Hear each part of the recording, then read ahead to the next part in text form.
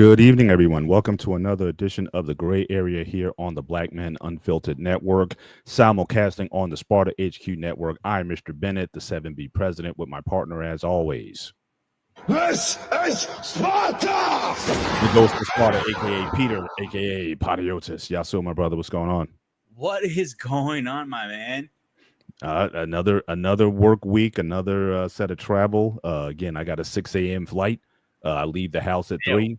And so it's business as usual. I've certainly become a business traveler, and so just getting used to it, getting better at it every week, more prepared and whatnot. I just submitted my receipts from last week, and then got my rental car. I just booked that prior to getting on the show and whatnot. So yeah, so I'm set, and so it's just another weekend, and you just, when you're home, you just try to make the most of it. Again, I cook dinner as I usually do on Sunday nights. Like I said, try to maintain some normalcy. This week had a little bit of a twist because I had to get up early this morning. So I'm getting up early tomorrow morning, and I got up early this past morning because my daughter is in Grenada as we speak. So we had to drop her off. We had to drive to JFK this morning to drop her off, and that's a bad airport. I hate driving the JFK. First of all, I held anything but the Bell Parkway. I hate the Bell Parkway. I hate the BQE, and certainly when you get to JFK, even though they're doing a lot of development there, it's like it's non-ending. So hopefully, they may get it together at some point. But yeah, bad, actually, I think LaGuardia is worse. Probably. No, you might be right, because it certainly is sort of in the city. So yeah, so I would imagine that. But, and again, I'm not saying, you can see the progress that they're making, with the new terminals and everything. So it's definitely stuff's going up, but just the traffic and the congestion, and it seems like it doesn't matter which time you go. So this is, we get there like at 5 a.m, and it's still, it's still a mess down there. So yeah, so she's off doing her thing. And so yeah, in fact, she called us tonight, and let's just say she has very modest means, which I was kind of saying, good. So now you appreciate the luxury, the near luxury you were living in up here. So now you're gonna have to get down and dirty like everyone else, live modestly, and be about the work. And if you want to not live like that in the future, then make sure you get the goal, and you get your degree, and you get out of there, so that you don't have to live like that for the rest of your life. So it's definitely certainly a wake up call for her. But then also it's like, yeah, this is going to be your work for a minute. So again, very happy about that. And but again, for everyone who's coming in tonight, make sure you hit the like button as you come in. Appreciate you guys coming in here tonight. And also, Dave, thanks for being you. Appreciate you popping in for the well wishes. And certainly make sure you hit the like button. And also, again, if you want, consider dropping a Cash App or a Super Chat, certainly to the Black Men Unfiltered Network. I'm sure he would appreciate that. And then anything that you may have for us personally, you certainly can contribute to certain our own individual Cash App. Certainly, we appreciate the support tonight. But yeah, man. But I understand you had a much needed and much deserved week off. So why don't you kind of get into that a little bit? How was your time off? And certainly before I get into that, I want to ask you a question. Did you get a little emotional when you were like sent her on her merry way? Nope.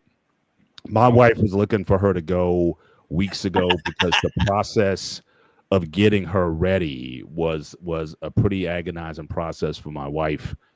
She definitely thinks that my daughter certainly needs to get on her own and again get out of the like I said, the quote unquote luxury of living at home and taking things for granted. So my wife, more than anybody, came to the decision like, yeah, she needs to go. She couldn't wait for my daughter to leave so that she can get an idea of independent living or whatnot. So she was definitely ready for the transition. And my thing is, I'm about the business. It's as a father, obviously you're proud when you're able to pause a little bit. You're proud of the accomplishments that they're able to make, but you also understand that there's bigger and more challenging things ahead. So in a lot of ways, I'm almost like a coach. So it's like you're in a tournament, you win the game, but you know that the next game is against a much tougher opponent.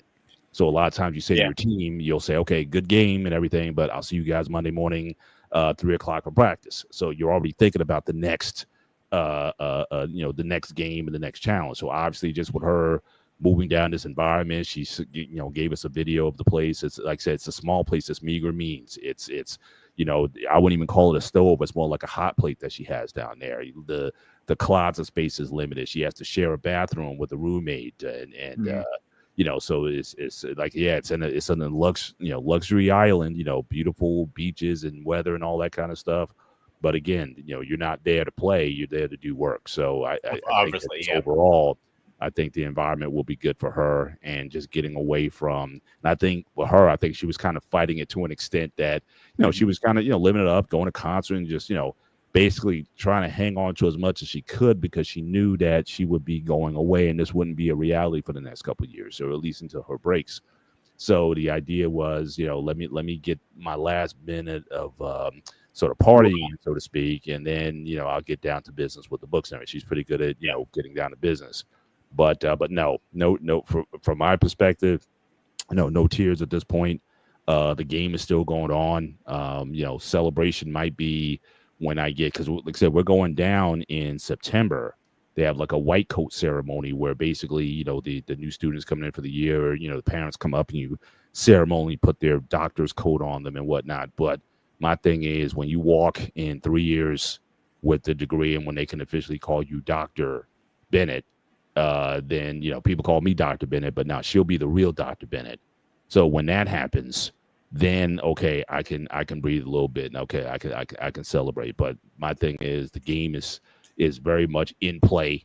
This is maybe quarter number 2 of a 4-quarter game, and we need to stay focused and concentrated on business. So I'll let the emotions fly at the proper time. But now, oh, my baby is going away. It's like, no, because honestly, quite frankly, my view, she should have been there about 2-3 years ago. I mean, I think she might have relaxed a little bit, certainly after graduating undergrad, whatnot. But my thing is, you're on this train, keep it moving. She took a couple of years off, not necessarily the best years for her, but then again, she had to purge a lot of things, purge some people and some, just get some things out of her life. And so maybe she wasn't mentally ready for medical school at that point. So, I won't say it was a total wash, but I think she needed to, definitely get some hard realities realized. Is like, look, these girls who your friends from back in the day, what, they're going in a different direction, and so are you. And so, so again, there had to be a lot of purging of past relationships and just those things that just weren't doing anything good. So again, I think she had to kind of go through a growth process in that time before just going into medical school. But my thing is, because I know a lot of people, they'll go to school, they'll take a break off, and then it takes them 10 years before they get back into it. So it's like, I never wanted to get off the train if I know that's what my direction is. Why delay it? But again, maybe in her case, it might be the best thing for her. So the next couple of years, how it works out. She already told me she's got an exam about a month from now, her first exam. So they don't play. They kind of hit the ground running over there. So it's like, okay, yeah, it's time to get. The schools overseas are completely different than here. Let's keep that real. You know what I'm saying? Real talk. Because it's not like take this. No, you go right into your major. There's no taking history on that. You're going right into your major. Simple as that. But there also can be more pricey or more cheaper. Depends where you go too. So yeah. Yeah. Shout out to Maria Constantine, as always. Certainly a loyal watcher and whatnot. And she's also spreading her wings a little bit in the Sparta HQ space. So it's good that she's becoming more visible, getting more airtime out there. So definitely follow Sparta HQ Network so you can see more of Mariana and her takes on certainly in issues that are raised certainly within the Sparta HQ space. But always a pleasure having you on with us tonight. So tonight we're gonna kind of I don't know. I guess we might call this a Beards Part 2. I know back, and in fact, I looked at the. You want me to talk about my vacation a little bit before we get into it? Oh, that's right. Well, I was going to, but then you cut me off, and then you went into you asked me a question. My bad. So talk about your vacation. It was way overdue. I ate a lot of food. I drank a lot. And it wasn't all pleasure. It was a little business. I have some surprise for the Spartan Institute Network. So tune into that because me and CQ worked on little projects when we were down there. But it was a great time. Thursday, the traffic wasn't bad. I got down there. It was supposed to be like 3 o'clock. I got there down 2:30. sliced up half hour because there was no traffic. I was flying straight down. Thursday night, me and King actually went out. I surprised him. I don't know if you saw the video I posted of his birthday that I embarrassed him from everybody. I did a birthday celebration for him. So, except that, and I actually want to share my screen for a minute. Sure thing. So before I went out with King, I played a little prank on my buddy CQ. And it took me an hour to blow this fucking thing up. Gosh. No, you didn't. Yes, I did. Oh, man. Some things can't be unseen, ladies and gentlemen. I had no idea. So, yeah. Oh, my gosh. Yeah, I got one more picture for you guys. And obviously, we had to get some cigars in. Right. I can't go there without no cigars. You know that. That's his house, or like you guys went to like a cigar lounge? No, lounge. His wife will have us on a silver platter by our nuts if that happened. Wow. Yeah. But yeah, it was a great time. No complaints here. The worst part is actually leaving. That's the worst part because all my friends up there like, I want to come on, I want to stay up there. I want to go back to work. Yeah, for sure. Not looking forward to going back to work tomorrow. But yeah, it was a great time. Yeah, I also understand you ran into King also. Yep. Actually, I have a small video about King, and he's gonna kill me, but I don't care. Who just had a birthday recently? So again, happy birthday! I think he joined the 40 club, I believe. I believe so. 40 or 41, but something like that. Yeah. Mm-hmm. So when you get a second, just share my screen. So he didn't know I was doing this. He was shocked and he was pissed. No. Yes.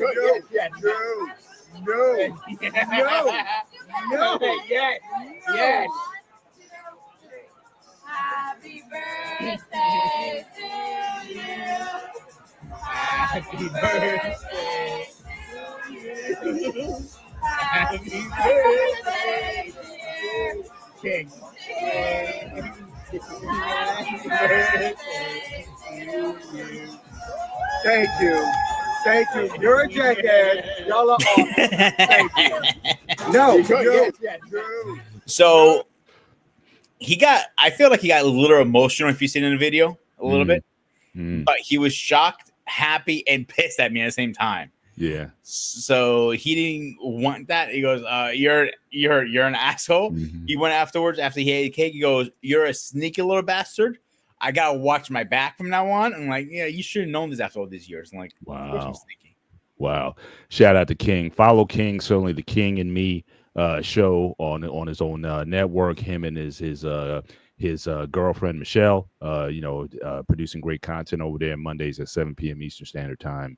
Certainly go over there and follow their channel. Also, I've been missing out on some of their content because again, I'm in. Usually I get back to the hotel and then usually go to dinner and whatnot. So a lot of times I don't get settled in my hotel until close to 8 o'clock. So I missed some of their content but I need to start following again. The good thing about King and Michelle, they're in round 2 of the YouTube network top couples right now.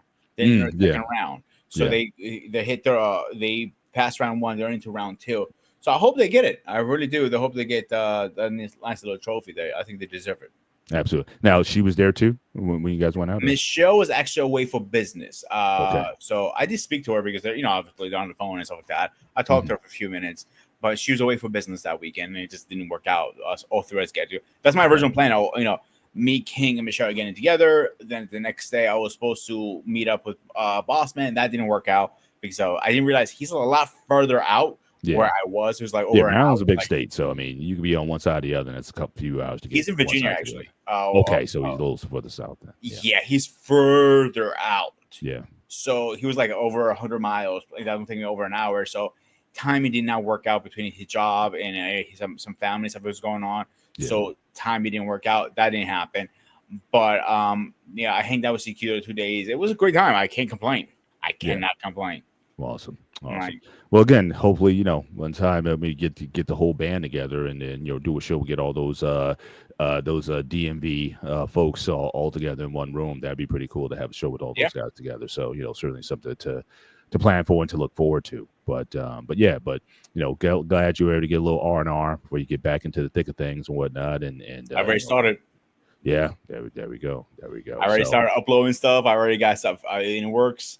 Don't worry, in our meeting tomorrow, we're gonna have a long conversations. Yeah, I hope I could make it. Depends on how I get settled. Usually the Mondays when you kind of get settled in. And also I got another story. Like my boss actually had gotten sick last week, so he wasn't available for it. So again, I had to take on a few more roles in his absence. So I don't know quite what it is. I think everyone's being a little hush hush about that because obviously with HIPAA and whatnot, you can't talk openly about a lot of stuff. Absolutely. But hopefully he's in a good space, and that certainly look forward to seeing him next week, or certainly I'll get an update on his condition. So so again, so a little twists and turns there and whatnot, but like I said, I'm slated to go down there for the rest of this month into the first week in September. So we'll see how that goes. But yeah, let's get into this, man. So again, again, this is one of the topics that you certainly brought up, and again, this almost be a part 2.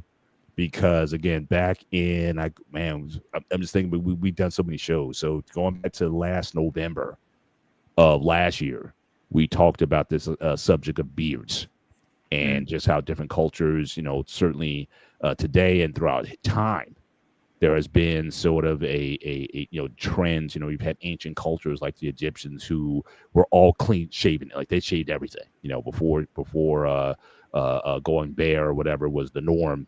Certainly they were really heavily into the shaving. A lot of the Romans were into the shaving and whatnot. If you look at a lot of the ancient Roman artworks and whatnot, you see a lot of the Caesars and whatnot, were clean shaven, whereas the Greeks, you see, a lot of them had beards. So, and that's certainly been a trend. We talked about the evolution of shaving over the years. Certainly, I think World War I think really introduced the clean shaven look to a lot of the world because with World War I you had the introduction of gas warfare and chemical warfare, and so the use of facial masks.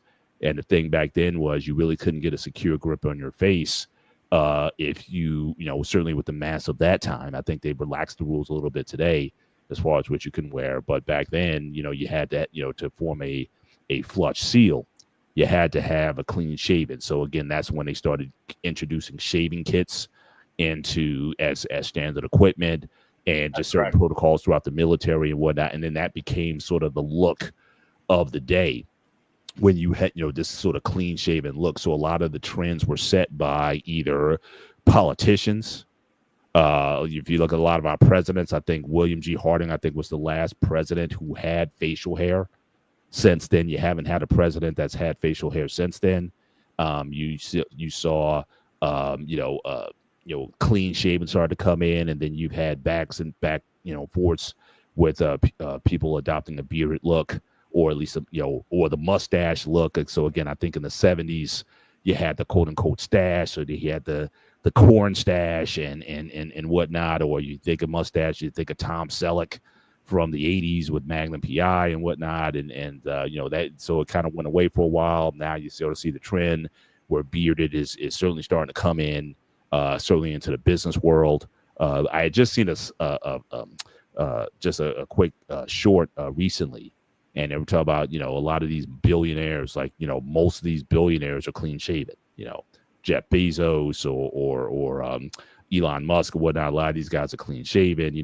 This guy Ellison of I forget of Oracle. I think he's always sort of rocked the bearded look.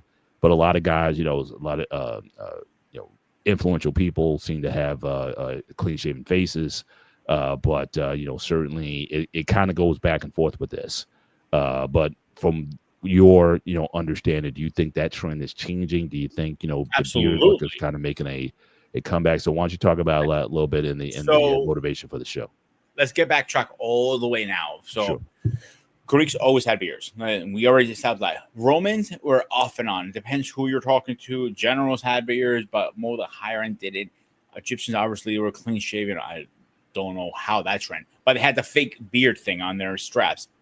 Makes no sense personally. But when we fast forward through World War II and all that stuff, beards were always trending or non-trending. They were off and on. You had the pencil mustache was a big thing for a while.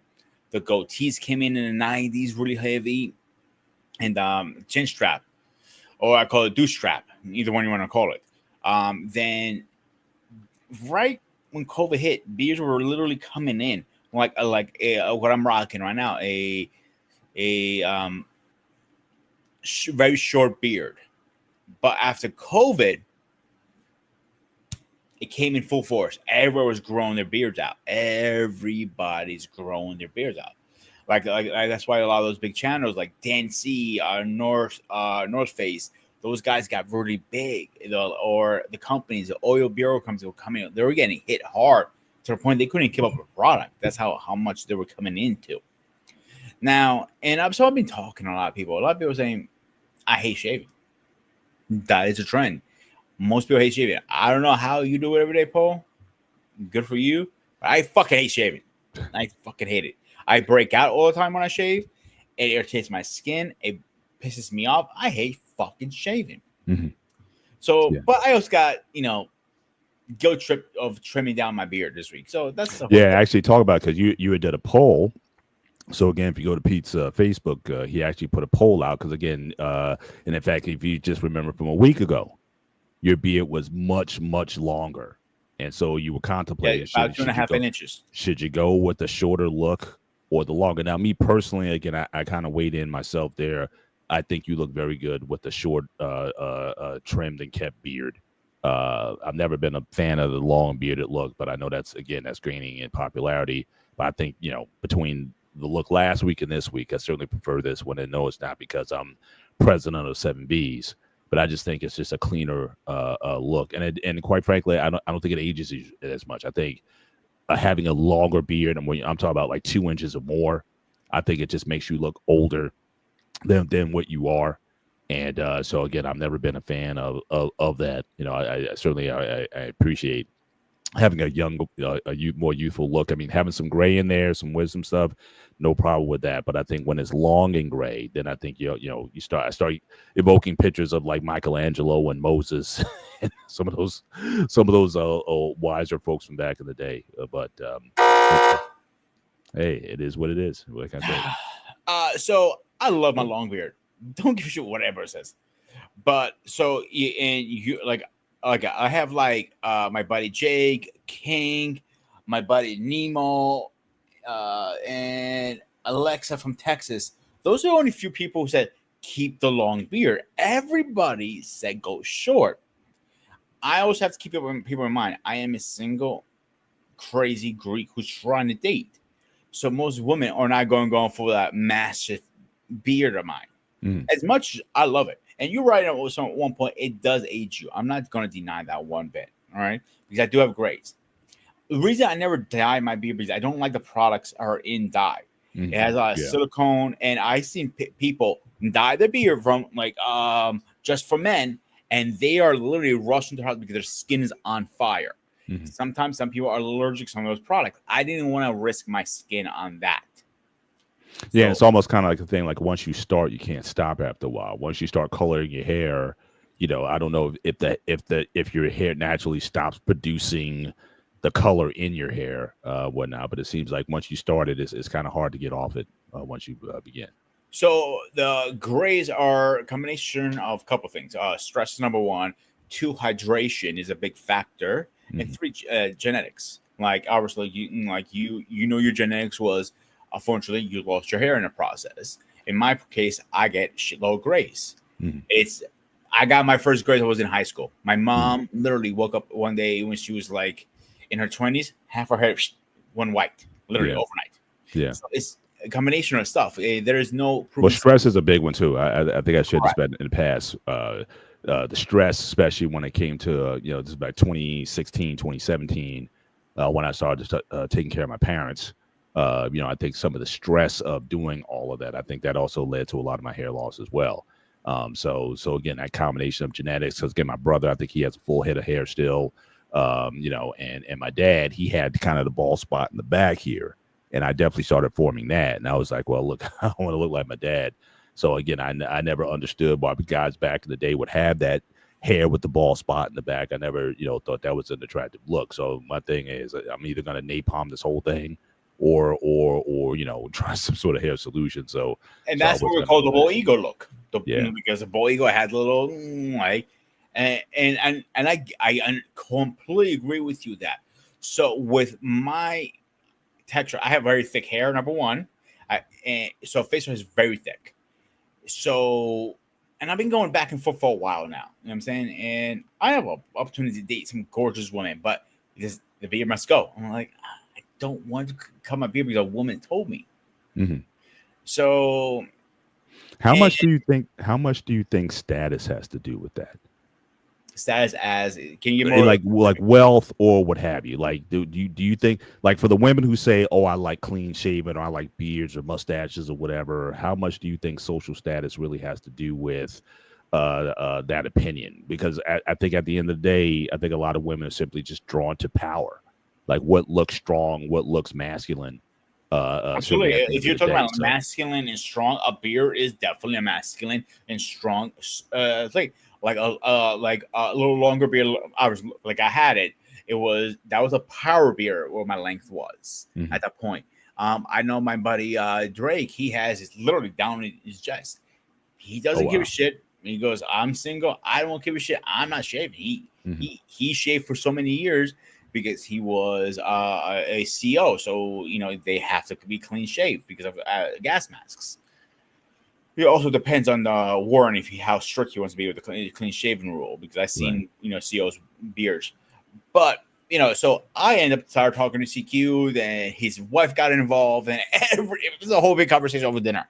Right. And so we went picture to picture. I had one here, and CQ would go like, "Dude, honestly, like, I think you have a decent face for a guy. I think you would look a lot better with short hair." I'm like, "Oh, I don't like those fucking words." Yeah. And CQ is mostly clean shaven, right? I mean, yeah, except during the winter. The winter, he would grow his beard out. The only time he had a longer beard than probably an inch and a half to 2 inches was literally when he got injured. He started doing like most people call him the freedom beard.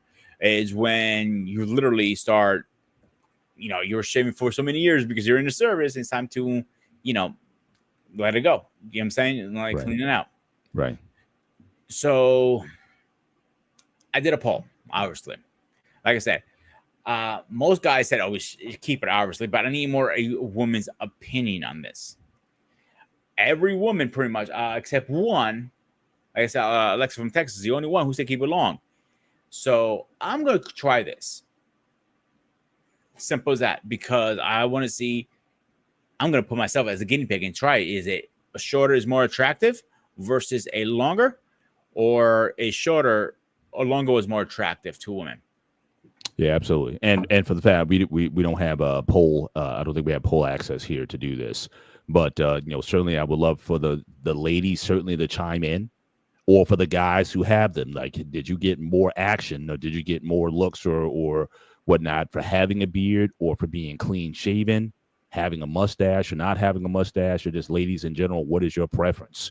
Do you like beards, or would you prefer clean shaven, mustache or no mustache? What is your rate on that? So again, certainly feel free to drop your comments in the chat. We'd love to hear from the ladies in terms of what their preference is when it comes to facial hair, certainly on the man. But I want to give some acknowledgement again. So we have some folks here. King Rooster, appreciate you stopping in here tonight, and certainly welcome to the platform. And then also, guy we haven't heard from in a while, Angry Snowman in the building tonight. I stopped shaving because I could finally grow a real beard. So again, it took him some time to put his together. But I know Angry Snowman, he goes all the way back with us to the BMU days and whatnot on different platforms. Good to see you as always. And then Mariana chimes in also. Also, mullets are coming back since COVID, even though it's men's hairstyle. Yeah, I think the pandemic had a lot to do, because again, you didn't have a reason to get up every day. I mean, you had people, trust me, I work remotely. I never really stopped working, maybe outside of a month, and then they brought me back on. But I worked remotely for over 3+ years. And, you got to a point where women weren't even doing their hair. I mean, a lot of women, like, we would have meetings and a lot of people wouldn't cam up because they were still in their bonnets, or they were in rollers, or their hair was messy. They weren't, like, just the idea of being unkept. Yeah, you might have took a shower, but you were in shorts or pajama pants or something like that. I just think the idea of people not having a reason to get up and to, get themselves together to go to work. I think that's certainly a major factor as far as why a lot of guys just started to, grow their beards in, because again, they didn't have to. There wasn't like an image or a look that you were looking to maintain. But like I said, I think the same thing with women. Very few meetings and the company that I worked for at the time, they didn't insist that you had to cam up. Camming up was optional. And I know some companies, after a while, they start to get more strict with that. It's like, look, you have to be on camera when we're having these virtual meetings. But if they were like, look, you didn't have to cam up, most people wouldn't. And you would hear in the back chat or just talk to people later on. It's like, yeah, I'm still in my pajamas. I'm not even worrying about trying to, impress anybody with the look. So I certainly think that experience certainly could be a reason, or why people didn't, or why men in particular didn't feel the need to shave every day, and therefore decided, you know what, I'm just going to let my beard grow out. So that wouldn't surprise me at all. Mm-hmm. So first, I want to kind of backtrack a couple of things. So to Mariana's statement is coming back. No, they're not coming back. They're in full force right now, and I think it's the most retarded style. I personally never liked that one. And during the COVID also, and it's starting to finally die down. Almost every man was growing their hair out. Man bun, it was in full force. Long beards were full force. So there was a study done very recently. And I'm going to get to my next statement right into that. So which were the most top sexiest facial hair for men? So 5 o'clock shower was one of them. A short, like this style was a second. And a little more fuller, like a quarter to an inch. Mm-hmm. They women mostly prefer into the men if they're trying to go. A guy like myself is going to approach them in like at a bar or a setting like that. So by that set, now I'm gonna backtrack before COVID, before everything. I'm talking about 2015 to 2020. All right. That's where I always rocked this kind of style beer or a 5 o'clock shot, because I already got tired of my balls bitching about burning a freaking shave because they refused to purchase beard guards. And I was always arguing that factor. I just got tired of her bitching. I really did. I love Janine to death, but I got tired of her bitching about my beard. So I kept it and very short always. And that's where I got most women coming to talk to me. And we were more attractive when I had my beard at a very, very short length, like the style I'm rocking right now, like an inch. Inch and a half, excuse me. So now to your original thing, do you get more action when your beard is short? Unfortunately, I want to say yeah, believe it or not. It's a very few people like Dan C's wife and some other women out there that will say they like the longer beard. They do enjoy it. But that's a very small niche, I realized. And I've been asking this question for a while now. Since last November, I've been asking this question to every female I talk. I'm like, let me ask you a question. Married, not married. It didn't matter who you were. You were a female, I was asking that question. Which one do you prefer? Short, long, short. That's a short across the board. Nobody really likes it. And this makes me laugh a little bit. Back in the day, longer your beard, more manly you are, more strong you were. Vikings are a great example. And the Greeks didn't really have that like Viking look beard, but they had a decent beard on them. So it makes you think, which one was the most attractive facial hair? What do you think? Again, I think a lot is going to depend on time and culture. I would probably say,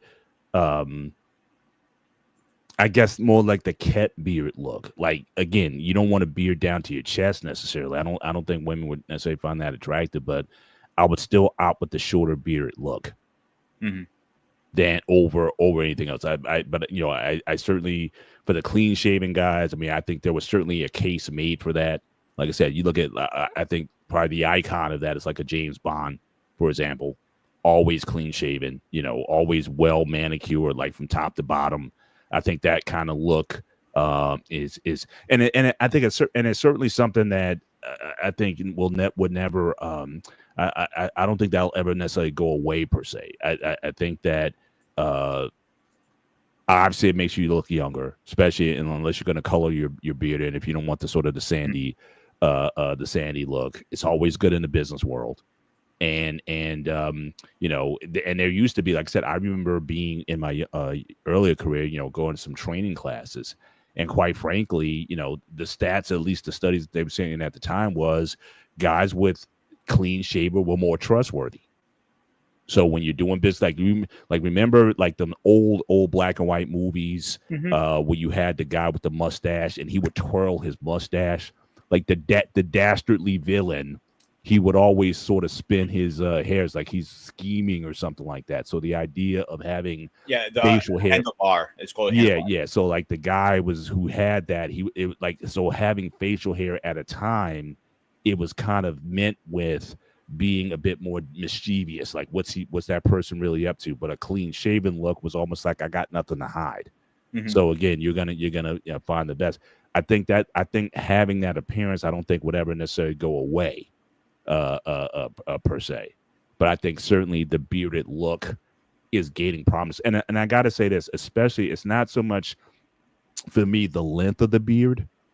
I think a lot of it is the grooming of the beard. I really do. Like for a guy who, my thing is, if you can see from a guy who takes the time to put in to make sure that it's edged properly, that it's even, that it's like I think that idea of being manicured, beard or no beard, I think is something that really, when women talk about what they're attracted to, I don't think it's because, again, you don't want to look homeless either, right? Because homeless guys got beards. So again, the idea between being well groomed and, you know, getting that edge on versus not, I think that's where I think the difference is more so than the length of the beard itself, or having a beard or no beard. It's kind of funny you said that, because when we were talking about this over dinner last night about the beards, and one thing, the same comment came over and over. We can tell you take care of your beard. You can tell the lines are on point. I trimmed the cheeks line. I washed it. I conditioned it. You can tell who takes care of the beard and who doesn't give a flying fuck. So you could tell the difference in the beard right there on the spot. Yeah. By that said, now, I typed in my assistant, give me the 10 top most sexy beard styles. It goes as called the stubble. I mentioned that already. The full beard, well groomed, it says here. The goatee, classic or Van Dyke. I'm gonna argue that one a little bit, because the Van Dyke and goatee is kind of like dying off at this point. Like it's only very few people have that. The circle beard is also known as a goatee, so I'll skip that one. The short box beard, again, that's a goatee. The main name is three same one. It depends how you want to break it down, how you want to call it. Short box beard. The beard stash. So the beard stash is pretty much a long mustache with a short beard. I'm personally not a fan of that one. Yeah. A 5 o'clock shadow is that one I definitely am hearing a lot of females saying that is like a 5 o'clock shadow or stubble is the most sexiest thing they ever see. That's what they always love. That's what I hear from females say all the time. I'm a little surprised at the stubble piece, because I mean, my thing is, even just touching, I wouldn't think that'd be comfortable. Like I can see like a beard that's soft to the touch, like I can get that, but when it's stubble, or like let's say you're making out with a woman or whatever, or you're kind of necking or whatever, I would think that stubble would not be comfortable, or for a woman to feel. So that, yes and no. If you add beard oil and you do your routine, like at the steroids, you only can put beard oil. If you use a burr brush, you can add the oil conditions the skin, so it won't be as bad as you think it is. But one thing I always ask the same question: why? He goes, simple. That's a kind of look like, oh, I was too busy saving the fucking world, so I didn't have time to shave. So I'm like, when I'm hearing that, I'm like, are you fucking kidding me?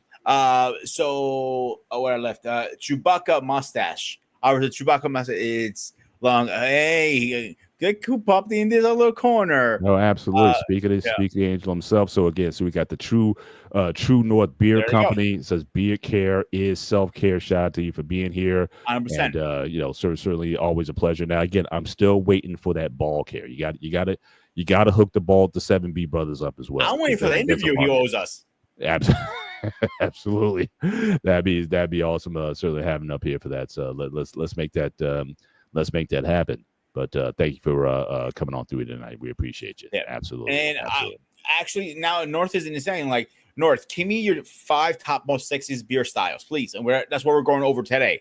So as I left here, a lot of new products are dropping soon. He's saying, so the extended goatee is another one that is very attractive.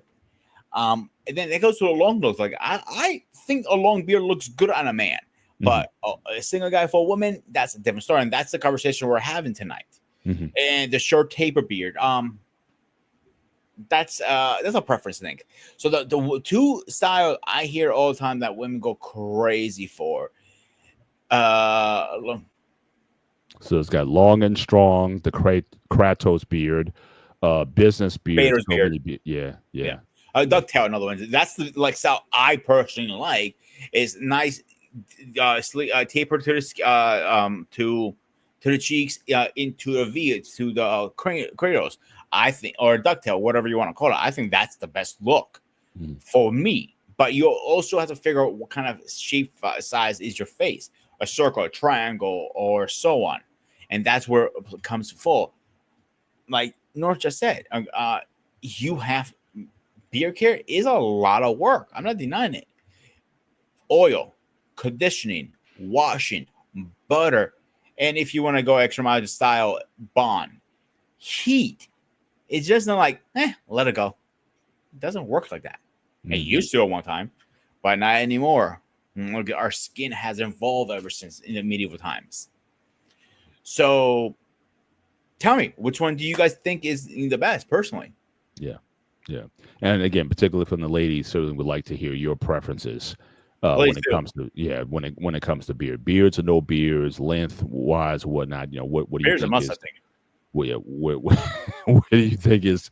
What do you think is most attractive? Certainly in that space. But yeah, but this seems to go across the board. I mean, it doesn't matter. I mean, some cultures, for example, beards is like a must. So like even in a lot of African countries, beards is with Ethiopians is a big thing. Rastafarian. So again, if you're from Jamaica or whatever, a lot of Rastafarianism part is wearing beards, and so when they really look up to Haile Selassie from Ethiopia, obviously had a long beard. Now I remember back in the I think the 80s and the 90s. Now in the black community, there was a beard style called the hotep.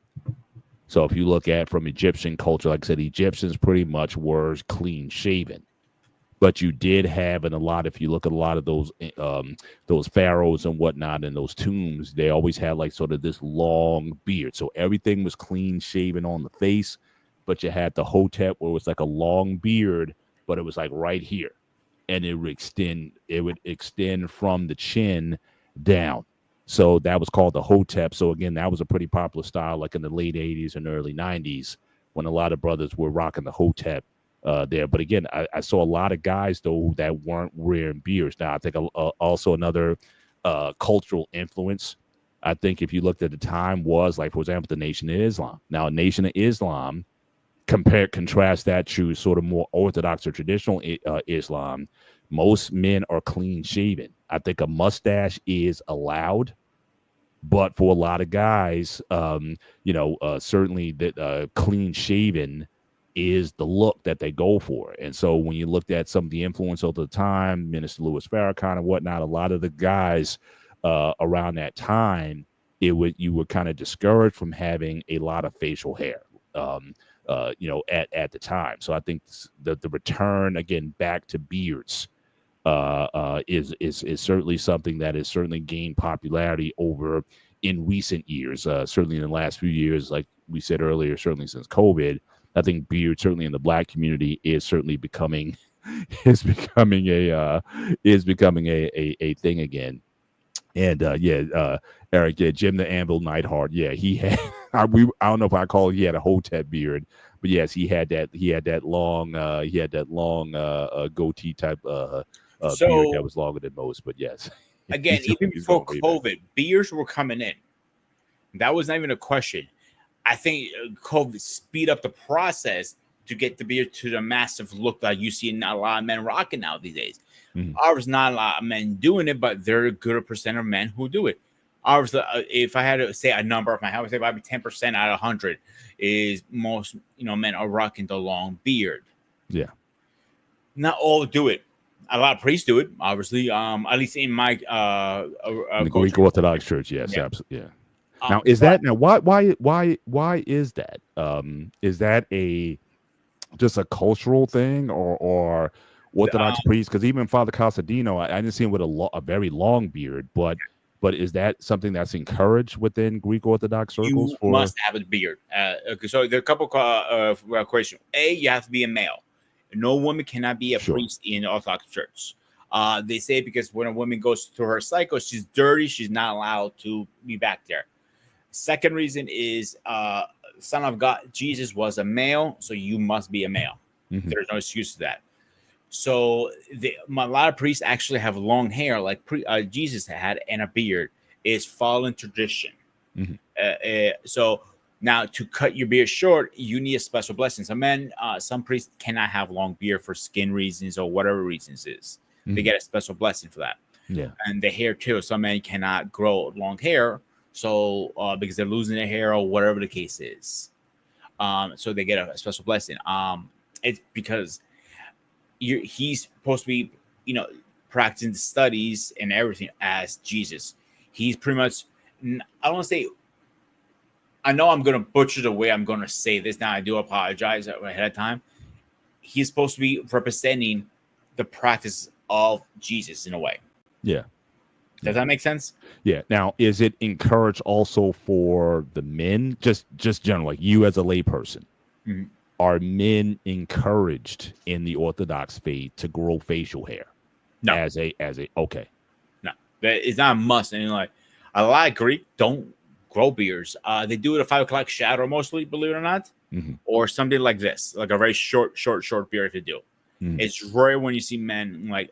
I always call myself the black sheep of the Greek Orthodox Church because at one point when I started going back full force to church, tattooed, long hair down here, big ass beard, and I was a head turner. I actually enjoyed it, to be honest with you. So now, and I'm still the black sheep because I'm unique. Now tattoos almost everybody has them, so they're not as much a head turner. Yeah, but the company, with the beard and everything, it's most Greeks, old school Greeks, you're going to see them with mustache a lot. My buddy George, he is one of your brothers, a bull brother. So he actually just has a 5 o'clock shadow because he runs a restaurant. Yeah. So he doesn't want to wear a beard guard and just trims it very short. If you actually, I'm gonna look something up for you guys. As you were talking. So it's not as common in Greece to have a beard, and now they're coming in. They're coming in full force too down there. Yeah, they just started to come poke their heads in there. Yeah, I mean, I think what the True North said earlier. I think it is, especially when a guy takes the time to put it in, like just a beard growing unkept. That's to me, that's one thing. And I know some guys take it even further where they start like braiding the beard hairs and things of that nature. I think that, that's goes to a bit of an extreme. But I think certainly guys who put in that time to not only have a beard that's clean, to have a beard that's well manicured, to have a beard that is soft.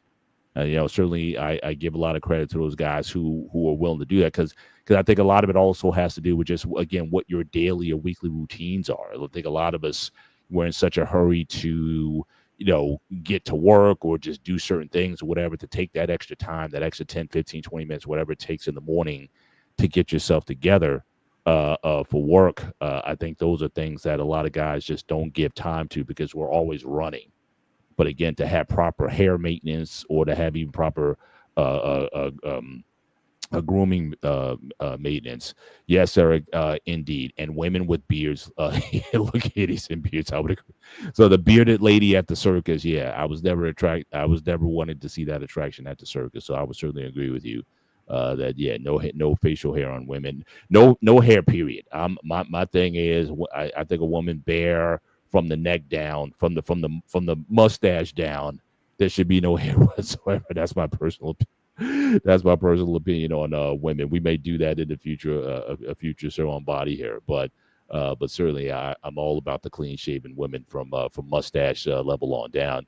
Shout out to our guy Lost in Translation, also in the building tonight. As you can see, always certainly very prim and proper with his beard and his mustache combination. Certainly exudes a very powerful look. Certainly with his beard game, and I know he puts a lot of care and maintenance into his styling of his beard. So I'm sure you can appreciate the conversation tonight as well. So definitely. So I think that certainly as trends go, I think there's certainly a trend. Also, the fact that I'm also in a lot of again strength training, sort of bodybuilding circles. I notice with a lot of the power lifters, you see a lot of these guys with beards, and they have like really big bushy beards now. So the idea of being massively strong and powerful, and having a powerful beard to go along with the very large, these guys like plus 300 pounds, and they're lifting, ridiculous amounts of weights and squatting and deadlifting or whatnot. So I think that look is fairly popular,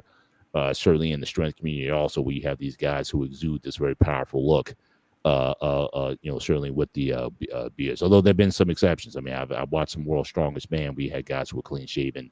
Mariusz Pudzianowski, I know he dominated for a number of years, but he was always clean shaven. But certainly a lot of guys put that look in as well. But I want to talk a little bit more about, I guess, the crossover again into the mainstream, into the business world, the CEO type world. Because even like the company I work for now, I know the CEO, he doesn't rock facial hair. Are you seeing more with CEOs, or again, a lot of guys who are up front and center? The last guy I know who was like famous, like I said, Ralph Ellison of Oracle. I know he always kind of rocked the beard, but again, it was like kept. It was like sort of like the similar to your beard. And I know Steve Jobs of Formula of Apple. I know he started rocking a beard sort of later in his life as well. But actually, he rocked it off and on. Yeah. During his college years, he rocked it the whole time, the long hair. What was it? Yeah, I'm talking in his latter years for sure. Yeah, but he really started rocking it more again towards his end of the year. But he had a very short beard. He kept very good maintains it. He didn't just line it up or anything, but he kept it trimmed pretty well.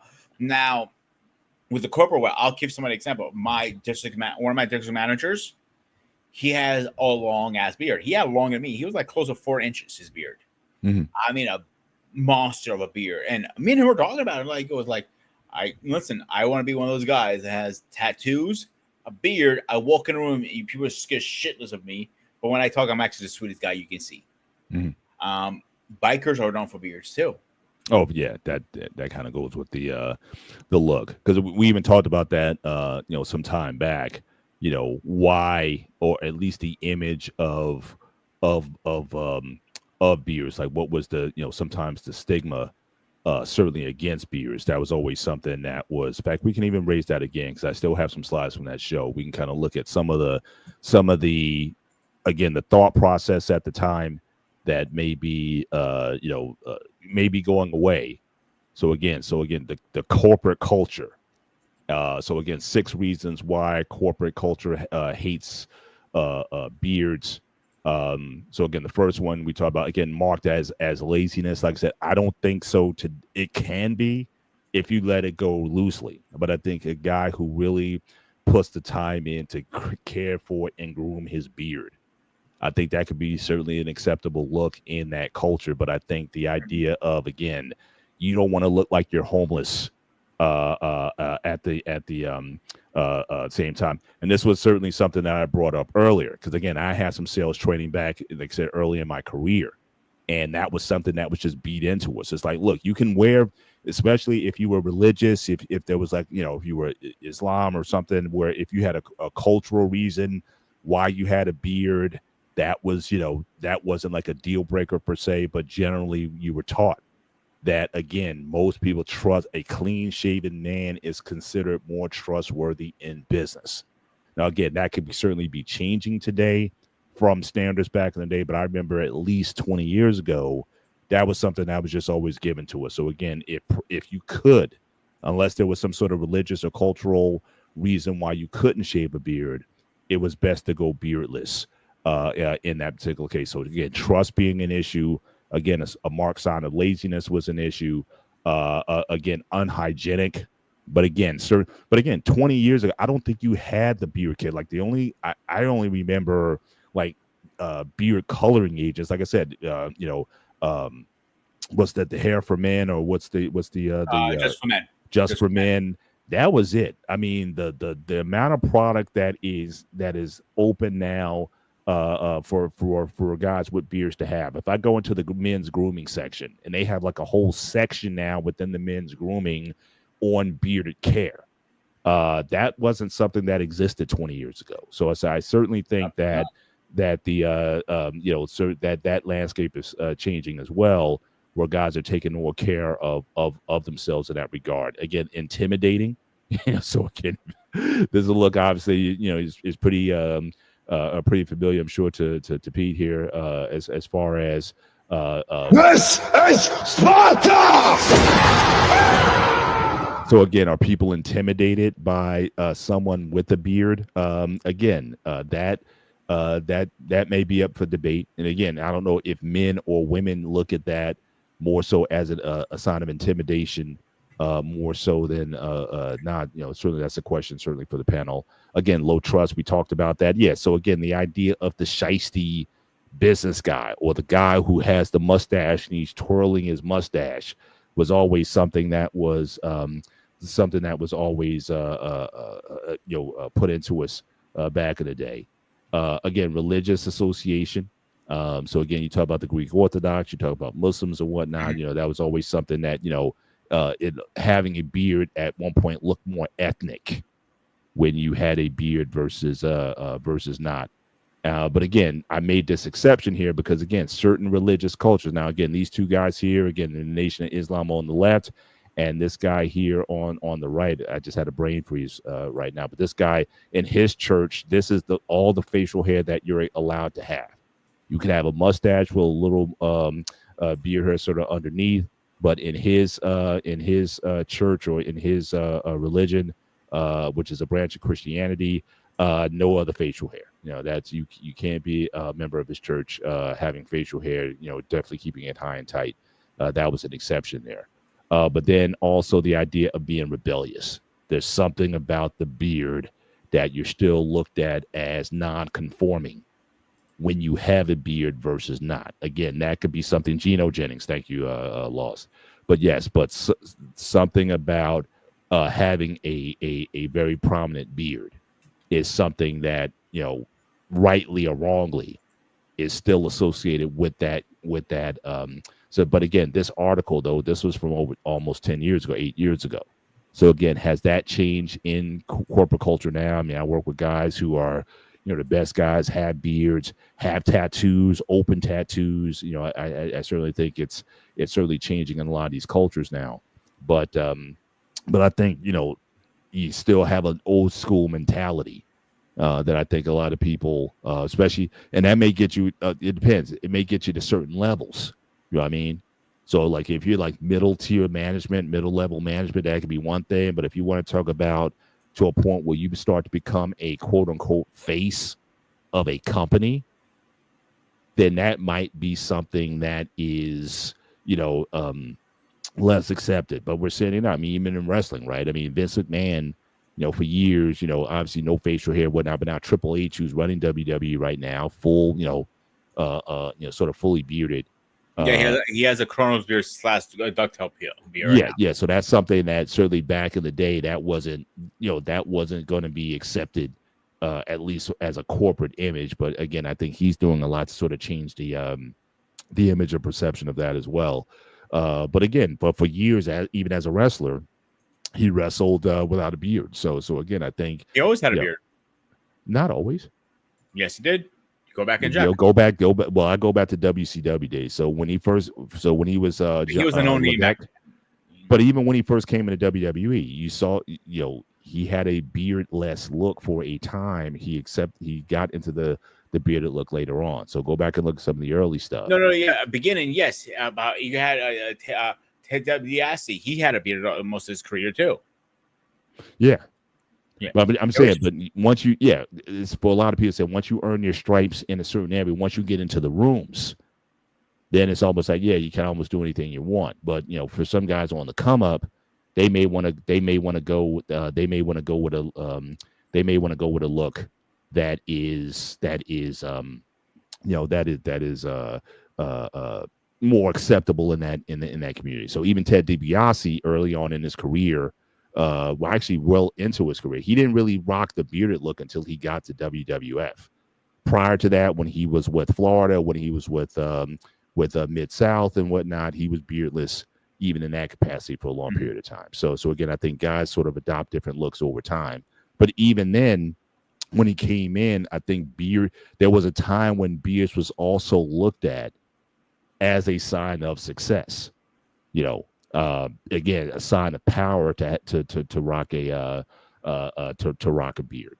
And so again, it comes and goes with the trend. So again, when he first got there, Triple H was really a baby face. So I think that he's gone back and forth, certainly with the bearded with the bearded. One thing I'll give credit to Rich, he always changed his look. But one thing he always kept for a while is his long hair. He always had his. That's true. Yeah, that is true. And he had the mullet. Yeah, he was probably the king of the mullets back in the day, for sure.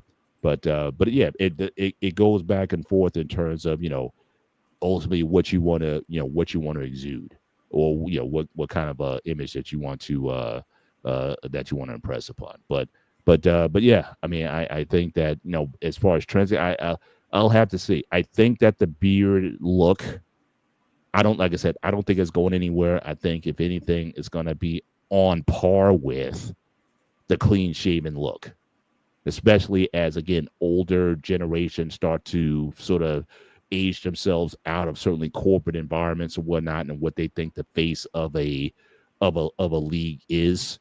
I think I think that image is going to sort of die down over time.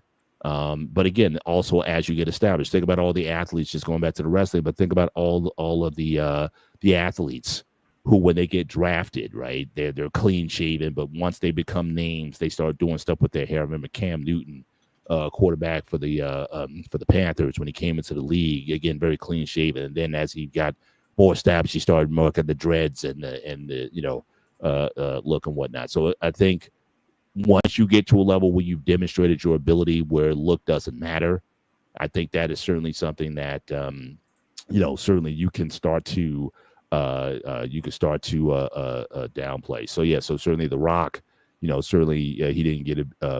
Although when he did come back later, he did rock sort of like the goatee. He did have a goatee at one point. He did have that for a while. Yeah. The only time he rocked the beard is in Hercules when he played that role. That's the only time he did it. Yeah. But as far as his wrestling career, when he came after his never had a comebacks in recent years, yeah, for sure. Though he did have those long sideburns, though, which is another look which I don't see a lot. I mean, obviously, if you grow a beard, obviously you're gonna have sideburns. But the idea of having a long time ago, having sideburns without the beard, that's definitely a much more 70s style look of what The Rock used to do. He used to have the sideburns kind of coming down, chops. but he didn't rock the beard though. But yeah, I mean, he rocked the beard. It was in a movie called when he played Hercules, because Hercules had a beard. That is right. That's the only time he rocked it. But except that, he never grew a beard. Yeah. I don't think he's a fan of the beard, to be honest with you. Yeah, like I said, I'm not a fan. Like I said, and that keep in mind, I don't like shaving, quite frankly. I mean, if I could get, because one, I hate the ingrown hairs. I hate the fact that I don't have full beard coverage. The fact that I look younger without it, without the beard. Again, when I started losing the hair on my head, certainly I didn't want to rock that look, having an uneven head of hair. So like I said, I decided to go clean throughout the board. I think it makes me look younger. And again, since the fact that I still compete in an industry where I have guys, I'm going to be 56, and I got guys who are 36 in the same industry. I think, I wanted to have sort of every advantage. I didn't want to go into a job and say, okay, the guy's in his looks like he's in his 50s, and I'm competing with a guy who's 35. I still think companies might still have a bias there when it comes to ages and whatnot. So I never wanted to let on as far as, like, I even get looks now because it's where we may talk about things, especially with this trip that this job that I've been on. Like, we'll talk about stuff from like the 80s and whatnot, and people kind of give me a look sometimes. It's like, look, were you even born in the 80s? I take it as a compliment. But there's this woman I work with even in New Jersey. I would have references to things, and she's looking at me like, were you even, how old were you then? so I'm like, I'm probably as old as you are. I just don't wear it. I just don't wear it the way you wear it. But again, 70s, 80s stuff, I was there. I certainly relate to all of that. And I've been told on several occasions that, when I reference things from that time, and people be like, oh, were you even around during that time? And so, so I take it as a compliment when, my look doesn't necessarily give my age. If I do give away my age, it's going to be based on my experience, much more so than my, the way I'm looking. And I think that's something that I'd like to use to my advantage. So amongst all those reasons, that's why I keep the clean look overall. So for those reasons. So I'm going to push back what you were saying about where not having a beard, it would be more professional and you have more chance to get a job. I don't think it had that many. That's dealing with squat because that's your facial hair. Simple as that. If you did a 5 o'clock shadow, it wouldn't age you out one bit. Simple like that. Now, I can't do it. Well, I can't do a 5 o'clock shadow either because, like I said, I have a very uneven beard. So again, for me to grow that in now, again, maybe with today's products and the resources that are available, like I said, this is going back 20 plus years. So at the time, like I knew what I was. So basically, the last time I actually tried to grow a beard, like really just not care about it, whatever. That was when I had my auto accident back in '94. So I had so I just went for, months, if not years, without, over a year without really shaving. And so I was able to grow fairly thick underneath. Like I said, when I was in college, I actually had a little, like I said, the hotep used to be a look back in the day. So again, a lot of guys will grow a little beard like right here, and it got up to maybe about a half-inch length right about here. So again, so that was a look that a lot of guys had back in the day. I can grow here under here. On the sides, there was like areas where there was like no hair growth at all, where it would get very bushy in spots. So the fact that really no mustache either. That whole time I never really grew a mustache, and anytime I did, again, because of the curliness of my hair, it would always form these ingrowns and it would become uncomfortable. And I'm always picking the hairs out because of that. So I really couldn't grow a mustache, and I had whole blotches in my skin that was just bald. So again, that was something that it just wouldn't look. It just wouldn't look good at the time. And the only hair I really got on a regular basis was underneath, like in this area here, but nothing on the sides. So again, that was just not a look that I embraced. So I always embraced a clean shaven look as a result. But again, I did a lot of maintenance on my hair. So again, I kept a short, wavy hairstyle. So again, I grew up in the area of do-rags, so again, the 80s, now my brother had a wave hair. So again, the black guys wearing the do-rags back, especially in the daytime. And again, when you went out at night, you took it off and you had that nice wave pattern in your hair. You put the sheens in and whatnot to make sure it was good. I had that look for years. Hundreds, if not thousands of brush strokes a day, forming a wave pattern, treating your hair at night, sleeping with the wave cap on and whatnot. I did that for decades. But it got, once my hair started to thin and I started to lose it, especially, like I said, 2016, 2017, I just started going to the barber and just getting it cut very short to even out the balding that was happening. And then once COVID happened, then I said, you know what? And also you start to see those head shavers that started to come out, like the pit bull shaver and whatnot, different head shavers, the 5-head, 6-head shavers. Then I just decided, you know what?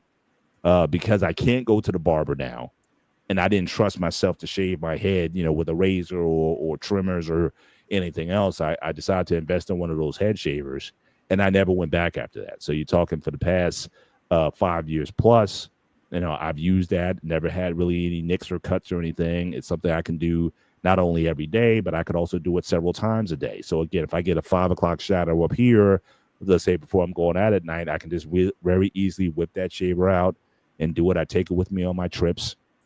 And so it's just part of my morning routine every day. The only thing, like as I said a couple of shows ago, the only thing I would recommend it for guys who use it, again, use a pre-shave, pre-electric shave product, like not skin bracer, but what's electric shave, because that really not only stiffens the hair so it's easier to cut, it also gives you a good glide for the razor as you're going over your head with it. And so again, it's a much more comfortable shave using something like electric shave versus just trying to do it in the shower or whatnot. It can feel very uncomfortable, or you feel a lot of drag as you're doing it. So that product in particular, I think, is a must if you want to commit yourselves to getting one of those particular razors. But outside of that, though, but I've certainly grown to appreciate the look, and again, just how I'm treated is just amazing. A lot of times, how I'll be in conversation and older guys will talk about something, and it's like, yeah, I know exactly what you're talking about because I was there. And then the look that I will get, when people raise the questions like, what were you, 5 then? It's like, no, I was a teenager at the time. I was just there. So I appreciate the compliments when people say that I don't look my age, and certainly I don't act my age either. So I think all those things work in my favor. So if you remember 2 years ago when I donated my hair, I went completely bald. Yes. What I was using on my head, again, you might call me crazy. I know you're going to. I was using the electric didn't work for me because I have very thick hair. So what I was putting pre-shave oil from Aura Shaving, and I used the man, what was it called now? What is it? Shaving cream, the shaving wash. Yeah. Ladder my head. I didn't use a straight razor. I was not that fucking brave, or a safety razor. Again, I'm not that stupid either. Yeah. I use one of those Mach 3s, and I used to shave that. That was perfect for me. Every other day, I do that, and I was fine. Yeah. And that the reverse for me, because I use the Mach 2, the Mach 3, the Mach 4, 5-blade, 6-blade, and I would get the worst cuts with those things. So I went back to because again, I would get hairs, get if you have ingrowns or whatnot, you would have those blades would still cut you. So I went back to an old school safety razor, just the same one my dad used. I used one for years. Oh yeah, that's what I use now. Yeah, very limited cuts with that. And recently I went back to the single side safety razor, and I mean rarely ever get cut with that. It's the smoothest shave I ever got, safest shave that I ever got. And and I can be much more aggressive with it because again, it has these ridges on there, so it stops you from getting cut. So again, very rarely do I get cut using it. And I'm sold. I got mine is actually from the supply company, supply.co. And I've been using that for the past 3 years now, and I absolutely love it. I wouldn't go back to any other razor. I'll use that for going forward. And so me going back, getting away from the multi cartridge, not to mention the price, because it got to a point where you get a pack of those Gillette Mach 3s or Mach 4s or whatever. They were they're expensive as shit. It's like $20, $25 a pack. Some of them are $50 now. Well, I'm just saying when I started then it was in that range. But I remember when I went to old school safety razor, I can get like 100 blades for $10. And that lasted me like, in fact, I even posted on my Facebook, like basically a year plus. It was like 18 months worth of razors. I just kind of had them and I just showed them in the clip there. But that So 100 razors lasted me well over a year. And so it's definitely cheaper.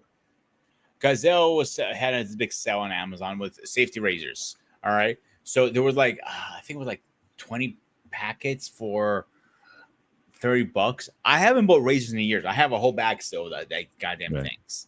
I bought them because, oh shit, these are a great deal. They're good blades. I know the company. I'm straight. No fun intended, of course. But that's what I like. Like when I try to teach my dad how to use a safety razor, when you first start, you cannot rush. You got to take your time the first couple times to get a feel for it. And there is a process, like I use pre-shave oil because how rough my skin is and how my hair thick it is. Yep. There's so many different kinds. I recommend auto shaving.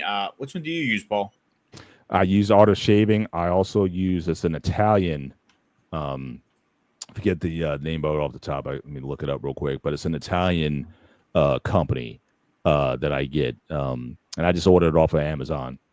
And that's also good. And it comes as like the cup. It's almost like what they call a crope. It's like part cream, part bar. So I'll get that. But then they also got the stuff then they got the stuff similar to auto shaving that's kind of squeezable out of a tube. And so I'll use that as well. Mine comes in a little jar. But it also comes in a tube. It has a tube. Oh, you get I know you do. You get the traveler package. It's a little cheaper, right? Yeah, and then I also use, now there's a shave oil that I use. Actually, I'll pick it up sometimes from Walmart. That is just a shave. It's just a straight shave oil.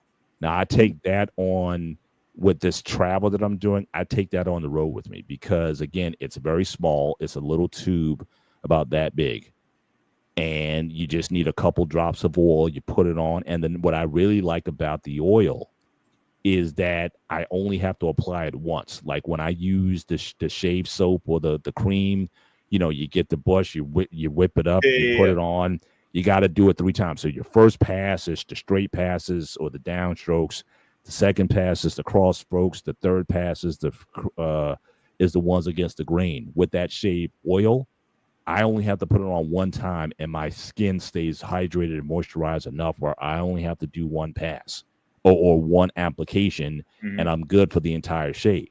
So because of its small size, because again, especially traveling as much as I do, I don't want to take a lot of products with me. I try to have a minimalist view when it comes to travel. Again, that little tube like that will last me over a month, and so I'll take that with. But I do like the experience of, again, coming in, you put the shave soap in, you get the you warm up your brush, you whip it up and whatnot, you whip up the lather. It smells terrific. I love sandalwood fragrance. Same here. I actually agree with that. I love sandalwood. So I love the experience of, when I'm home, especially, that's when I'll use the product when I'm at home. But on the road, or if I know, let's say if I am running late for whatever reason, and I just don't have time to go through all that heating up the brush with the hot water, because usually I'll heat up my brush, I'll take my shower and everything. I get, so my beard softens and whatnot. Then I put the shave oil on, and then I mix it. That process, sometimes I don't have time. And so again, in a pinch, I still wash my face. I still put hot water on, warm water on, but then I put the oil on, and it's a fast shave, and it kind of gets me in and out without much fuss. And like I said, on the road, it's just convenient because I don't have to take my shave brush with me. I don't have to take a lot of extra things with me. So I really try to travel as light as I can. That part I understand. So the trick I teach everybody who started doing straight razors, even regular razors, shower then shave. Go, yes, it lasts longer. I never shave in the morning. When I cleaned up my cheek line and my neckline, I did it tonight. I'm doing it in the morning. 1, I don't have the fucking time, and 2, I don't want to do it, and 3, I'll get lazy. So at night, the hot is like a hot shave. It gives you it lasts you about another day or so versus a regular cold shave. You only get maybe a day if you're lucky, depends how your growth is. So that's why most men are stopped shaving. They don't want to deal with the hassle in the fucking morning. Yeah. And electric shavers are the worst. I think they suck. They suck. My dad loves them. He loves electric razors. This is the best thing in the world. He thinks. Yeah. I think that brand that I was referring to is called Proraso, Proraso, Proraso.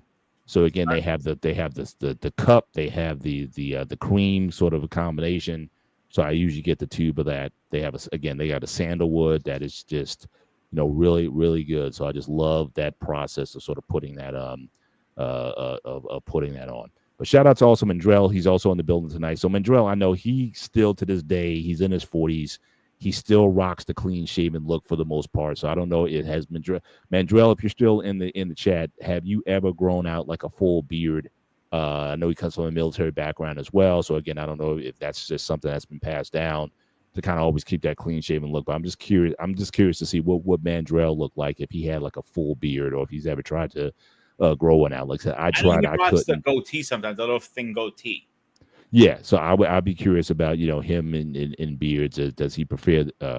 Has he tried, and would he ever trying to grow out a full beard? And how do you like rocking that look if he ever did? So, but again, appreciate you being here tonight. But so with the goatees and all that stuff, it just I don't know, man. I tried everything to shave, even electric. I hate electric more than anything.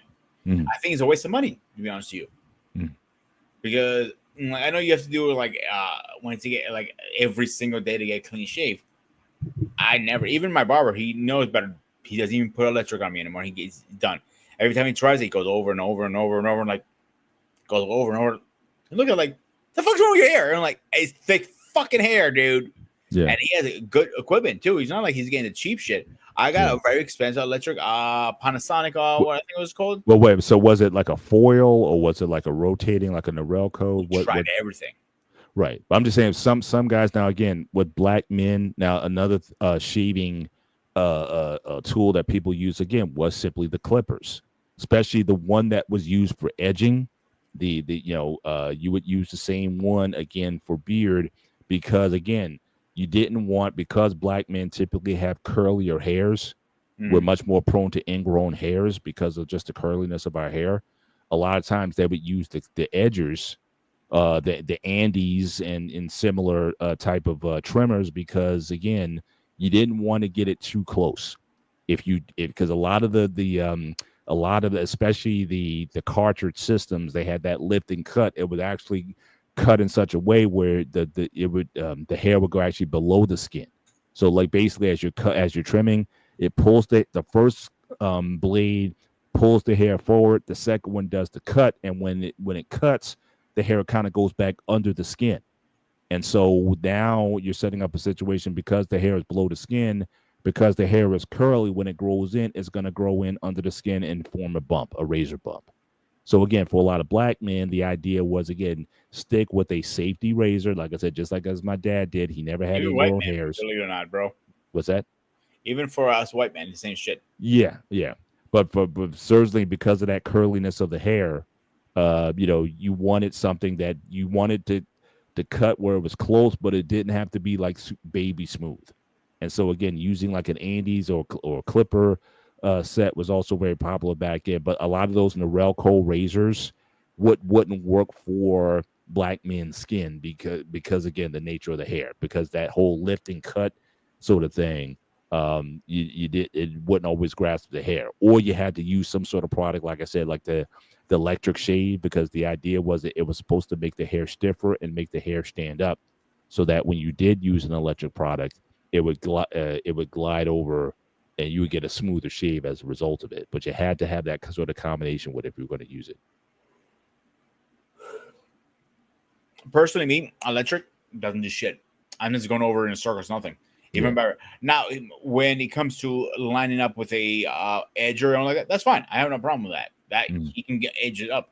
But to give Is me that what you usually get done, or does the barber does the razor? both. Like, So he starts with the edger, just get it, nice and cleaned at first. yeah, Then he goes and he just finished up with the razor. He tried to do it like he usually lined it up at first a couple times, and then he went with the razor, just clean it up. Nope, he learned his lesson. I'm like, I'm not doing that shit again. He goes, yeah. I gotta ask you though, that. what are you getting married in? So all this talk about the shaving and all that, but when you get married, I'm still trying to picture the look that you're gonna rock at your wedding. I'm just curious what have you given some thought to when that day does happen? What are you gonna be rocking? How do you see yourself with that day? Full beard, longer hair, more trimmed, more stylized. What do you think would be the look, the Sparta look for his wedding night when you're in that tuxedo and all those things? You're gonna have what do you think the thing that you put on your head is the chain with the headband? What is that called again? The halo. The halo, yeah. Yeah. So have you given some thought to what that look is gonna be like? I haven't, to be honest with you. Too. You mentioned something now. So I always had to say my beard probably gonna be something like this at that day, because I think my future wife would probably kill me if I had my long beard. Well, unless she loves it? I mean, like you said, some women love the long beard. So yeah. Now the hair, I'm probably gonna be rocking something similar, like a classic come over and call it a day. Nothing crazy. I won't be doing anything ridiculous to it. That's it, really. Like maybe take the sides down. Nothing too crazy. Like, okay, so you're gonna keep it. You do. So you're gonna keep it tight. You sort of high and tight. You're gonna keep it respect. You're not gonna go, not having it too long or whatever. Okay. Somebody, I wasn't sure, but I thought you might want to do something a bit more bold, since it is your wedding day one time or whatever, that you want to be, I guess, memorable. So I thought you would. Yeah, also keep in mind a lot of Greek weddings are very traditional weddings. Mm-hmm. So if I go something too crazy and my wife, I come in and let's say I did a tomahawk, and she goes, "Well, I'm not saying that. I'm saying no, but in terms of like beard length and whatnot, I thought guys would be, because again, you're gonna get married in the Orthodox church as well. So again, a lot of the priests are gonna have long beards and whatnot. So I thought, you would have a little more leeway in terms of the type of look that you want to rock in that particular time. But yeah, man, it's a lot that's out there. Guys have, I think the choices that men have is basically becoming almost as much, again, someone would say for good or for bad or whatever, but because you hear about manhood and whatnot. I know there's been times, especially like I said, military guys, there's like a look that, okay, like a man like must have.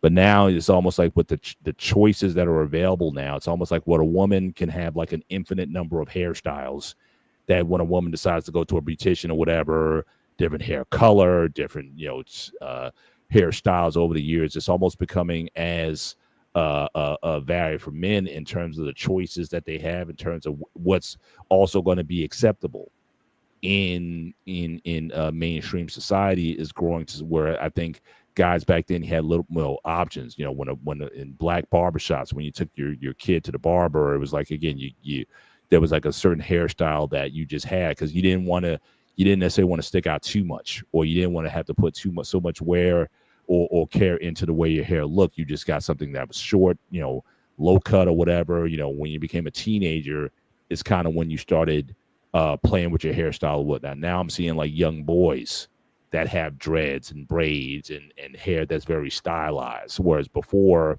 you just kept it short. When you went to the barbers. Now again, you see even boys with much more varied hairstyles now than before. So it's definitely becoming a much broader field. So when I was going to school, at least my black friends had braids and dreads and different style haircuts, so that was normal for me. Believe it or not, my white friends were keeping it very simple and bold, like a buzz cut or crew cut, very simple. Like, here, I'll show you a picture really fast. What I mean, I rocked this and I mentioned this before, I rocked this for years and years and years. Like, this was the style I rocked for a long time. Like, skin fade on the side, a one on top, call it simple. for a couple of reasons. One, I was too fucking lazy to maintain my hair. I didn't give a shit about it, to be honest with you. Second was I was a cook most of the time in my life. So I'm always wearing a fucking hat. So what's the point of having long hair? You know what I'm saying? Right. Now that's a look. Now just to that's almost like a black look.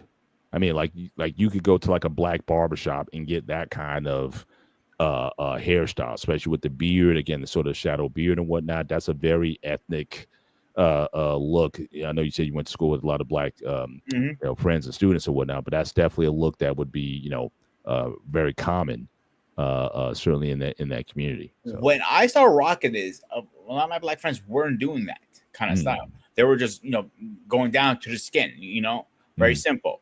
So when I did it the first time, and I remember the barbers looked at me like, "What do you want to get done? Kidding, like skin fade or one on top?" They looked at me like, "You sure?" I'm like, "Yep." And it went and it was like I called it a modified version of a military cut because that's what I liked at the time.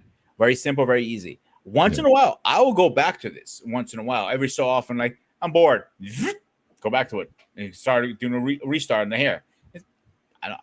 You know me, bro. I do some crazy shit with my hair. I'm like, I have it. Why not fuck with it, right? Yeah.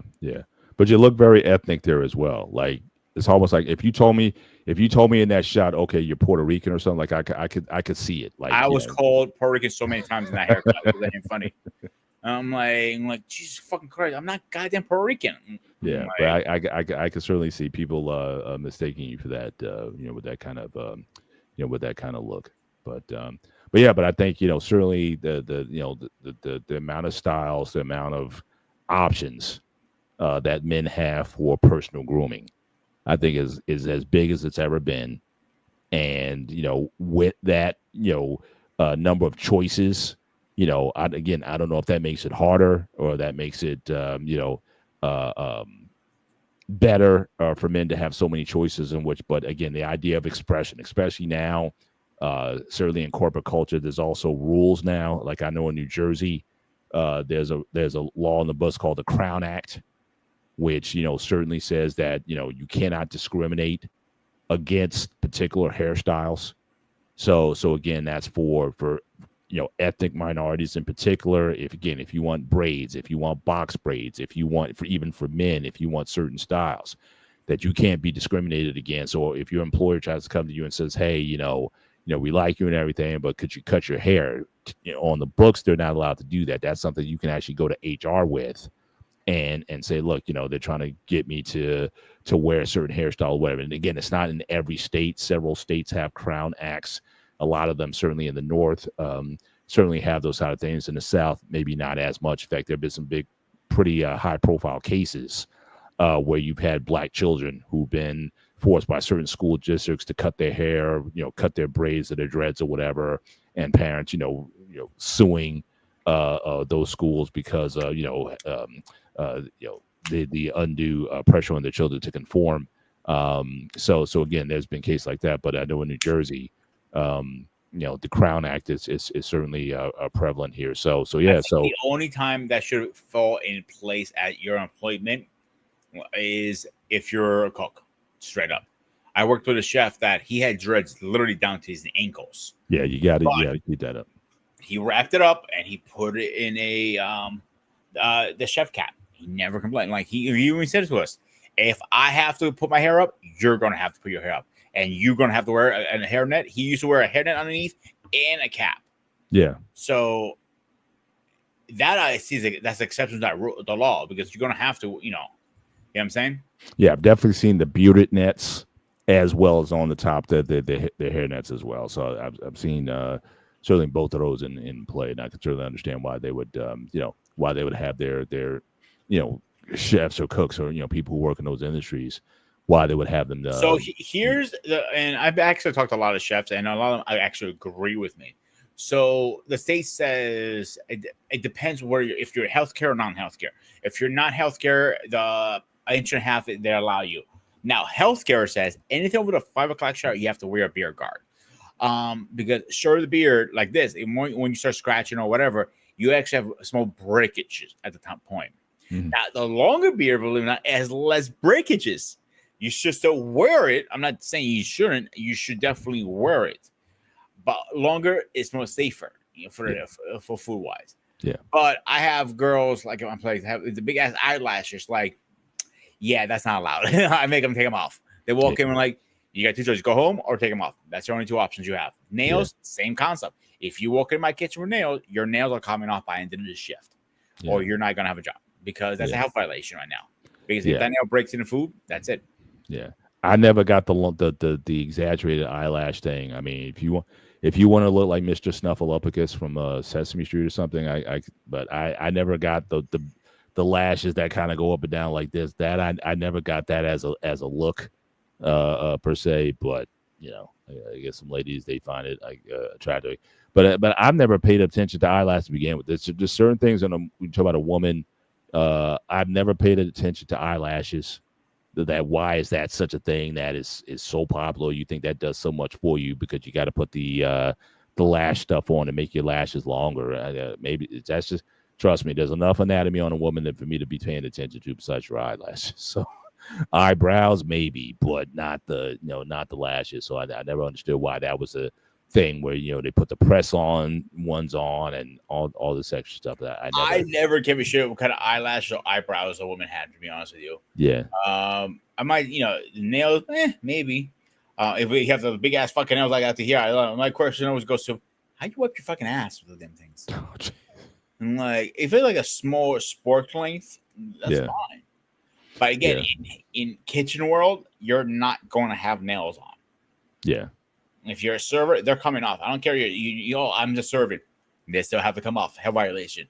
If they walks in, you get fucking hit, and the business gets hit. So that's why they make that rule. Yeah, same thing. The thing is, now my wife, now she's grown over the years. Well, especially when I first met her, she always had long fingers. Like she always prided herself on having long fingernails, but they would always break, and so she would be frustrated. Oh, I broke a nail. It's like, but I used to tell her, like, I never cared about the length of your nails. Like, that's not, that's not import, but that was always something she just took pride in, being able to grow, pretty long, length naturally. That was just something that she always did. But, but I never saw that as something that was so necessary. But yeah, a lot of women put that on, or the money that they spend getting the tips put on, and that stuff over time, that damages your nails also, because you got to put that glue on and have that glue come off, and then they put that sander thing to get the glue off. I mean, you're actually thinning your nails out when you're putting all those tips on. Because my mom used to go after all my exes, like, yo, give your fingers a break. Like, if you want to do it 3 or 4 months in a row, give you like at least a good month break and then go back to it. And every time they didn't listen to her nails underneath is rotted completely. Yeah. It's I'm happy, but sometimes. This is what I'm happy. They say a lot of these beauty standards. I mean, they say a lot of these women aren't just dressing to attract men, because again, most men that I know of, again, we don't care about that stuff. So they say a lot of women really dress to impress other women, but guys, lashes, nails, whatever, not deal breakers with us. In fact, we'd probably rather you go without, because again, the money also that you're spending on that stuff is certainly not attractive also, when you're spending so much on having to constantly get those things. I mean, I don't mind, again, healthy manicures and pedicures. We definitely like smooth feet. Get the rough edges, get your feet keep your feet soft and all that kind of stuff. That's fine. But they added with the nails, and then you want to get the designs and the toenail and all it goes too much. Like, I don't mind if you get your nails done. I don't mind your feet done. But when you start going overboard, that's where I give a shit. Like, that's a little bit too much, in my opinion. But what I had a comment a minute say, I totally forgot it. Like, my man, shit, fucking hate when that happens. It'll come to you. Yeah, unfortunately, I'm getting old like you. And I am old, but look, I try to age as gracefully as I can, as long as I can. I'm pretty beat up right now, because the one thing with this travel base, I usually work out twice a week. So because just the lack of equipment in that area, so I may have to, so I do once a week when I get home. But I think I'm starting to feel it when you try to do everything in one shot. So what I may try to do is, because I think I saw like an Anytime Fitness down there, So I may actually try to, maybe sign up for some passes to kind of go to a gym so I can kind of simulate and screw up So my I workout. actually just about to cancel my Anytime Fitness Pass membership. They don't do day passes anymore. They got rid of that service. Oh, really? Yeah, it's try to see if there's anything else around there. I always recommend if you see a lot like Apply to Fitness because it cancel anytime with no fees. You know what I'm saying? Yeah. Yeah. Go in there and talk to them. Maybe I'm wrong. Well, they don't have one near me. Again, the area I'm at. I mean, they have a ton of restaurants and whatnot. Not a lot of amusements, and they don't have a lot of gyms. They don't even have a movie theater. There's a movie theater. The nearest one is like an hour away from where I'm at. So, it came back to me now. Finally, I know what I was gonna say. What's that? So the girls who are more fit or going to the gym or working out all the time, they really don't do their nails as much or get like the the makeup. Yeah, they do, but the nails they don't do it. I realize that literally the girls who unless they're competing for shows. Now, again, if you're a competitor, like you're gonna get on stage, you're gonna get the. I'm talking the average Joe, like me and you. Yeah. Average woman, average Joe, like a girl who just likes to work out, like Kateria, for example. That's a bad example. She competes. She competes, right? I don't know. I know she has some exposure in that world. I don't. She doesn't. Let's say, for argument's sake, she doesn't. Right. Somebody like that doesn't get her nails done. It's like, okay, no big deal. She puts the work in. Then the other girl over there, she puts the work in McDonald's instead. And she gets her nails done. I think it's hilarious to see that. So yeah. So again, the work that for the body and for your overall health, you're less worried about all the extras that go with it. But for those who right in those type of circles, they spend so much extra on hair and makeup and nails and all these other things that at the end of the day don't really matter. So certainly a lot of this has to do with priorities and caring more about the inside, working from the inside out versus trying to put something on the outside. I'll give you a better example. Sometimes they will spend money on the nails and then save money. If I'm tight on money, sometimes I go back to just take it all off and say till it grows back. I'll save some few bucks there for a few months. I know, but you know better than I do. Yeah, but that, like I said, that's a conversation all in all in itself. And actually, next show conversation, I think. I don't know. Well, I think ladies should certainly chime in more on that conversation. As for why do you think the need is for all that extra stuff? I would certainly like to have the women, and maybe we could talk to some of the guys, ladies on your side of the register, and see if they want to have that conversation. Maybe Mariana may want to have a conversation about women. I'll get her on. That would be that might be a worthwhile conversation. Getting some ladies to talk about why do you need all that? I think that would be. I think that would be worthwhile as a conversation topic. But I think we're coming towards the end of the show. Again, we want to be respectful of time. And again, I got to pack. I got a few more things to do certainly before I get out of here. And as you guys know, certainly I'm missing out on some things when I'm not here. I'm just saying. But so I got to make sure I have my tank filled before I leave. So I just got to make sure I got to take care of a few things before I go here. And so we're gonna end the show in a timely fashion, but certainly as we get ready for our final thoughts on the show, we're going to ask again, thank you all for being with us tonight on the show. We're going to make sure you hit the like button, not only here, but also go over to the Sparta HQ Network, hit the like button over there as well. We're very close, if not over monetization.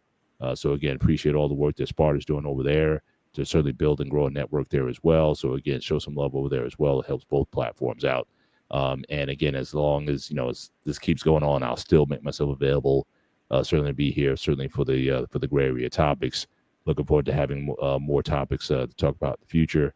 But as we close out this show on again, why do men stop shaving, and what the idea of what is the masculine image, the masculine look, beard, no beard, mustache, no mustache, or a combination of the two was certainly for the conversation tonight. I think this goes across cultures, different cultural norms and values, but those things are very fluid these days, and opinions are changing over time. But as I said, I think certainly men in general are have a lot more options, and there's a lot more acceptance in terms of what you can and cannot wear in any setting, whether it be in a corporate setting, professional settings or whatnot. I think there's a lot of variety as to what I know some certain groups of people, they're very standard in terms of the look that they want men to project. But again, those views certainly I think are evolving. But yeah, but I said I like a clean shaved image. But my partner is as always, certainly rocks the beard and the hairstyles and whatnot. But you have choices, so this is a gray area. But ultimately, what makes you feel good, it makes you feel most productive in the environments that you work in. I think that's really where the emphasis needs to be. But you do have choices. So with that, I'll turn it over to my partner for his final thoughts. And I'll keep it very sweet and simple. Once you go beard, you won't go back. Very simple. Well, like I said, I don't know if I could ever grow one. But again, who knows? Maybe if I get I'm send you some products. Don't worry. I'm sure you would. Wait for her to kill me, but that's fine. She can't find me. The good thing. I'm sure you would. Well, I'm sure she has ways. But that being said, but we appreciate you guys being part of this conversation tonight. And so again, I got 6 a.m. flight. I'll be on heading south again. So you'll see me out here, probably the one-on-one sports show on Wednesdays. Obviously, the NFL preseason is really in full swing at this point. So again, lots to chop up with football and whatnot. So certainly stay tuned for that show. Sparta, you got some shows coming up this week. If you want to plug your channel real quick before we close. Yeah, this week we have some interesting shows. Let me get the link, copy and paste, so I'm gonna throw it for you guys. This week we have some really good topics coming up. Run box. Let me check my schedule really fast to see what is coming up this week. I know I have some really nice stuff coming up. So, actually, I need to do a quick schedule update for you guys, so you guys have an idea what was coming up this way. Curtis Moore, appreciate you stopping on through tonight as we close out the show. Always appreciate you being here. And make sure you guys, again, we're going to have shorts and replays of the show coming out very soon. So, again, stay tuned for those as well. But, again, Curtis, I appreciate you coming in tonight. On Tuesday, we're doing Knowing Your Why, Unlock the Power of Purpose. And our animes, I got to post that. We're missing the anime show. They're going to be with Wally and David. And on Thursday, Say Less, Hear More, the Power of Real Communication. That's right. Coach Trey. So that's Next Gen Training, me and Coach Trey Ferg. Certainly the two bald opinions, as we like to call ourselves, certainly always chopping it up over there. So again, always like to get my bald brother as we chop things up. So looking forward to that conversation. And on Saturday coming up, we will be going over a topic that is very sore to my subject: the fast food wars. And that we're going to argue. Somebody's going to argue in that one. And next week, what we're going to be talking about here is how has music changed over the years? Very highly debated. I fight with my kids all the time about this one. So I kind of arguing with David last time we did that on my side of the channel. Only African has real music. I'm like, no, it don't, bro. You're talking about shit now. How that should be an interesting one. That should be an interesting show. Oh, absolutely. But the difference about with us and anybody else, we can have a fun, serious conversation still. A nice streaming, yeah. Absolutely. But close it out. All right. Well, again, thank you all once again. So for myself, Mr. Bennett, he is. This is Sparta! Sparta, aka Peter, aka Panayotis. This has been the Gray Area. You guys enjoy your week. Take care. God bless. And we will see you next time. Good night.